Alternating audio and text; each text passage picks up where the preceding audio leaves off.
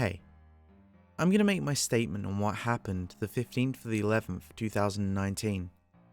I'm guessing I'm going to be sent to a mental asylum for how crazy my experience was. But I'm going to tell it even if I have to suffer my being placed there.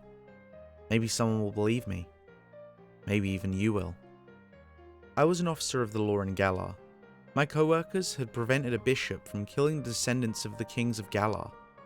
They said that it was my turn to interrogate him and try and get a confession from him of why he tried to do what he almost did. I entered the room saying, "It's not like a man who worships Arceus to attempt sinning." He replied, "Their bloodline has sinned for lasting generations. It still lasts now and longer." "Then what is it?" I asked. He went on to tell me a story. He called it The Tale of the Galarian Cofagrigus. I'll try to retell what he told me for you, as close as I can get for a word-for-word retelling. He said, a long time ago, a time when Galar's structure was now fully complete in every way, and Galar was now prospering over all other regions. But tragedy had struck. A man that was being admired, even before the first great kings who ruled, who connected us with all the legendaries and mythical. The first Archbishop of Galar is dead. Mourning came over the people's minds, but the second kings of Galar did not flinch. They saw an opportunity to control what they previously thought was incomprehensible to even have a voice in. The kings felt anger that monks and priests could not be trialed in their father's royal courts. The church had more power than any single man in Galar. They had fame and fortune. The kings took advantage of the death and appointed Tom Beckett as the second archbishop, a friend of them which they thought he would side with them by appointing the law in the church that priests can be prosecuted in royal courts. But Tom wanted to prove himself better than the man in this place before him, sticking up for the rights of the people that worship divine Pokemon. He would not stand for the king's laws, but the kings made Tom aware of what the consequences are if he was to side with the churches.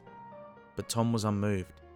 So, he and his entire bloodline are banished from Galar. Over the course of 6 years, Tom began to gain support in Kalos, building churches and acquiring new followers that worship him as much as their gods. The king suspected that if Tom rallies enough support, it may start a war with Kalos over all this religious devotion. So the kings agreed to bring back Tom and all his followers to Galar. But the kings both also had a plan. Tom returned to Galar, but discovered that the kings had paid for some of the bishops to side with them. So, Tom excommunicated 3 of the most major bishops that sided with the kings so that their souls will go to the distortion world after death. The bishops went to the kings to announce their outrage that they'd been damned to the land of Giratina.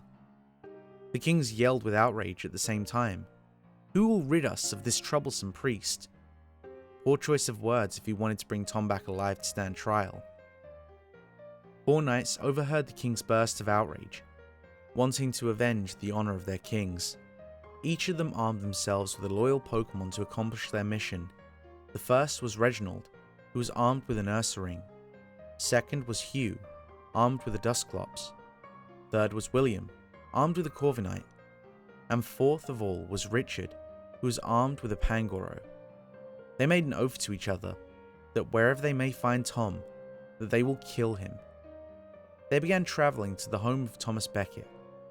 They had arrived at the edges of Galar, dressed as monks, and approached Thomas's home. He opened the door for them, but they did not step in. Instead, they announced that he is being arrested and is going to be brought to the royal court in front of the king to stand trial. Tom did not oblige to come with them, so the knights left and the real monks arrived to bring him to the cathedral. The knights put their armor back on to go to the cathedral to bring Tom back by force. The monks tried to transform the cathedral into a fortress to protect Tom, but he did not want to turn the house of Arceus into a place of war. So, Tom continued to pray to Arceus. The knights broke down the door, screaming for the archbishop to face them. He appeared right before them. They screamed insults at Beckett, threatening him with their swords and shields, with the swords marked with the image of his Ascian, and the shields marked with the image of his Amazenta. Thomas Becket announced that he's ready for anything they had to do to him, saying that they can kill him, but they must not harm any other monks or priests. Hugh and his Dustclops hit Becket on the back of his head, while Reginald told Becket that he must either run for his life or be killed here. Becket stood proudly. "Then you will die," yelled all the knights. Becket began to insult them back. Thomas pushed Ursaring back down the stairs. The large Pokemon began tumbling backwards alongside his master. William and Corviknight aimed for Tom's head, but a monk named Edward put his arm in the way to minimize the blow to Thomas's head. Richard and Pangoro made 2 devastating blows to the Archbishop, but on the 3rd blow, Tom falls to the ground, still alive. On the 4th blow, they all strike his head at once, so hard that it splits his head open and they smear the blood from his brains across the halls before leaving. All you could hear were the screeches and wails from outside. All who had witnessed the murder were upset at what had happened. The monk Edward felt even more devastated than any other, thinking that his attempt to save Thomas was useless. But then he thinks he sees something. He definitely feels like he saw something. But what he sees hiding behind a pillar next to the dead body of Becket is a Galarian Yamask. Edward puts together that a Yamask appearing near a dead body of Thomas Becket must mean that this Yamask is the Yamask of Thomas Becket, returned from the dead as a Yamask to guide the church. Everyone in the cathedral was informed and was overjoyed, but the church kept it a secret that Tom had come back from the dead as a Yamask. There was never another Archbishop after Thomas because of what the kings had done to Becket. But the most insulting thing that the kings had done, they were pleased that Tom was dead, laughing at his legacy in the church like it was a grain of sand. They were both once friends with Thomas, but now they think he was too hopeful and a fool. The church wanted revenge on the knights and the kings, but they could not do that with Tom being in the state of a Yamask, being unable to speak or commit his duties as an archbishop. The church couldn't retaliate against the kings of Galar. Not even evolving into Rune Regis would help Becket's situation. But the Galarian church knew of a possible way to help Tom, a spell that could be used to make Becket even more powerful than Rune Regis, and as a way of retaliating against the people who were responsible for Thomas's death. The church found out what they had to do to make Becket even more powerful than he currently is as a Yamask. But they were not satisfied by what the final verdict was going to be, so they made a few adjustments to the spell. 34 years later, the kings have ruled the kingdom of Galar with no issue and can now oppose the church. But there is a problem the kings have noticed. They haven't heard from their top 4 knights in ages. They make a messenger visit each of the homes to check up on them, and if possible convince the knights to come back to serve their king again. The messenger told the kings that the first 3 knights did not answer the door, but Richard did open the door, and said that he received a letter from one of the kings that said he could take a paid vacation. Both kings deny ever writing a letter, while arguing over whom wrote the letter. But when they asked the messenger if he ever saw the letter when he was in Richard's house, the messenger said that he never got to see the letter while he was in there. The kings sent an army of knights to apprehend Richard for lying to them. Breaking down the door, they could see something utterly horrific. The blood from Richard's brain was smeared all over the walls. A strange-looking Cofagrigus carried the dead body of Pangoro out of the window, with his minions consisting of Yamasks and Galarian Yamasks assisting the Cofagrigus. The strange Cofagrigus gave the kings and knights a chilling stare while saying, "I thought I could give them the same makeover they gave us." The strange Cofagrigus leaped out of the window, with his minions following its master. The king then goes across the other houses of the knights. Each knight's bodies had their brains cut open, with their blood smeared across the walls, and the Pokemon's bodies nowhere to be found. The king put together that the weird Cofagrigus is Thomas Becket, who was sent by the church to murder the knights, but they do nothing against the church for the murders. Instead, They never challenge the church again, and their power all over is taken by the church. And that is the tale of the Galarian Cofagrigus, the bishop finished. You know there is a possibility that you could have been told a fake story, right? I said.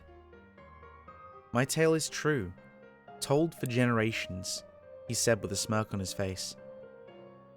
Whatever, mate, I told him, unamused. What's your name, by the way?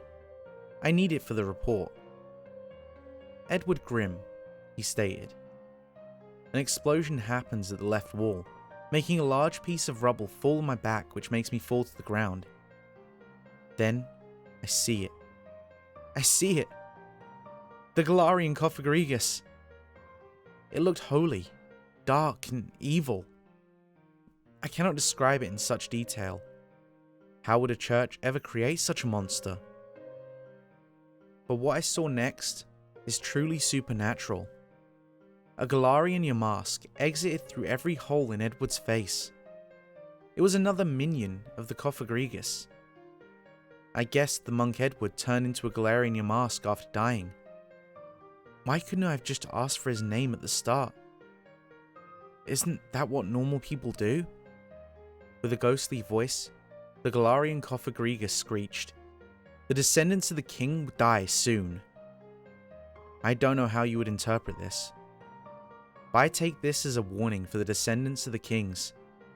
I wouldn't take this lightly if I were them. That Yamask looked like any other Galarian Yamask, but the Cofagrigus looked special. I can't believe what it looked like. Like something I was never meant to see. They leaped through the opening, leaving me under a large piece of rubble, and more than likely going to die. Until my comrades came later and lifted the large piece of rubble off my back. But now, I'm being treated like Edward, sat at a desk and now writing on a piece of paper to explain what happened, because they couldn't get a confession out of me by talking. But, if you are one of my co-workers, or a person who found this, you have to believe me, or the Galarian Cofagrigus will kill the descendants of the kings sooner or later. Please, you need to believe me. Thanks for sticking around. I hope you enjoyed the story. We're at the end of this one, but there are plenty more you might not have heard yet. So here are some options: my entire Pokepasta playlist, or a story that YouTube thinks you'll like from me. With all that said, I hope you leave a like, maybe a comment, and if you want to hear more, subscribe with notifications to get the latest stories as soon as they're available.